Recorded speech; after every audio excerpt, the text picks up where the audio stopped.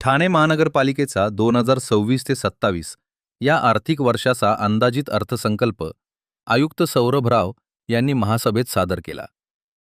सुमारे 6,221 कोटी 12 लाख रुपयांचा हा अर्थसंकल्प असून यंदाही नागरिकांवर कोणतीही नवीन करवाढ करण्यात आलेली नाही, ही विशेष बाब ठरली आहे. हा अर्थसंकल्प महापौर शर्मिला पिंपरोलकर यांच्याकडे भारतरत्न डॉक्टर बाबासाहेब आंबेडकर सभागृहात सादर करण्यात आला.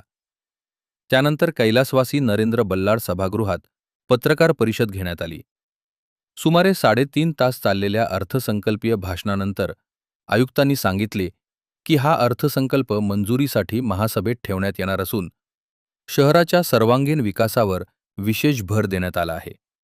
रस्ते विकास, आरोग्य सेवा बळकटीकरण, उद्यानांचं सुशोभीकरण तसेच नाट्यगृहांच्या उन्नतीसाठी महत्त्वपूर्ण तरतुदी करण्यात आल्या आहेत.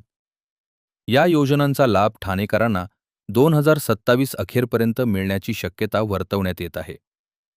यंदाच्या अर्थसंकल्पात कोणतीही करवाढ न करता विकास साधण्यावर भर देण्यात आला आहे. पर्यायी महसूल स्रोतांचा वापर करून आर्थिक संतुलन राखण्याचा प्रयत्न केला जाणार असल्याचे आयुक्तांनी स्पष्ट केले. तसेच शहराच्या विकासासाठी काही प्रमाणात महसूल वाढ आवश्यक असल्याचेही त्यांनी नमूद केले. महापालिकेवरील आर्थिक भार कमी करण्यासाठी नव्या प्रकल्पांची अंमलबजावणी शासन निधी आणि खासगी लोकसहभागातून करण्याचा निर्णय घेण्यात आला आहे. सध्या महापालिकेवर सुमारे 33 कोटी रुपयांचे कर्ज शिल्लक असून 2026 ते 27 मध्ये सुमारे 62 कोटी 41 लाख रुपयांचे कर्ज उभारण्याचे नियोजन आहे. याशिवाय केंद्र शासनाकडून मागील 2 वर्षात बिनव्याजी अर्थसहाय्यही उपलब्ध झाले आहे. तसेच शाश्वत पायाभूत सुविधा, घनकचरा व्यवस्थापन आणि क्लस्टर योजनेसाठीही म्युनिसिपल व ग्रीन बॉन्ड उभारले जाणार आहेत. या अर्थसंकल्पात आर्थिक शिस्त, महसुली उत्पन्न वाढ, आरोग्य व शिक्षणातील गुंतवणूक, पर्यावरण संरक्षण, हरित ठाणे संकल्पना, वाहतूक सुधारणा आणि प्रशासनातील पारदर्शकता यावर विशेष भर देण्यात आला आहे. महापालिका शाळांचा दर्जा उंचावणे, महिला, ज्येष्ठ नागरिक व दिव्यांग कल्याण योजनांना गती देणे तसेच स्वच्छ भारत मिशन अंतर्गत तृतीयपंथीयांसाठी शौचालयांची उभारणी करण्याचाही समावेश आहे.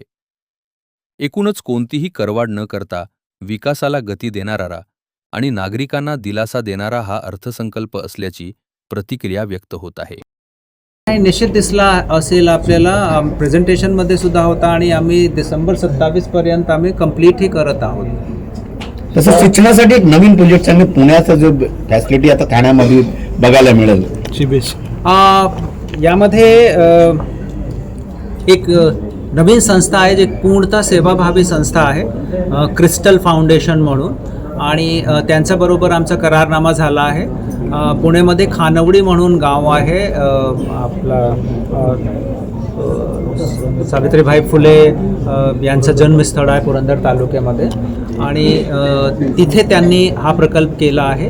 त्याच्या व्यतिरिक्त बँगलोर आणि रायपूर इथे सुद्धा त्यांचा प्रकल्प आहे. त्या संस्थेबरोबर आमचा करारनामा झाला आहे. आणि आपल्याकडची एक शाळेला जे नवीन वास्तू तयार झाली आहे त्याला तिथे CBSE शाळा सुरू करण्याचा आमचा मानस आहे. त्याला सभागृहाने सुद्धा भरभरून प्रतिसाद दिला आहे. संस्थेचं कामकाज खूप उत्कृष्ट आहे आणि ते फक्त रेग्युलर शिक्षणावर भर न देता हे मुले पूर्णतः स्वावलंबी कसे होणार, पूर्णतः आत्मनिर्भर कसे होणार याच्यावर भर देते. आणि त्या मुलांचा एज्युकेशन संपल्यानंतर त्यांचा प्लेसमेंट होईपर्यंत त्यांना ते financial support, emotional support, psychological support available करून देतात. आणि एकदा या मुलांची इन्कम सुरू झाल्यानंतरच संस्थेचा कामकाज आणि संस्थेचं नातं त्या मुलांबरोबर संपतो. अदरवाईज ते तोपर्यंत ते त्यांना पुश करतात, त्यांना मोटिवेट करतात. आणि त्या संस्थेमार्फत आमचं जे कामकाज आहे ते पुन्हा आपला नियोजन असं आहे की याच वर्षी जुलै ऑगस्टपासून सुरू करायचं.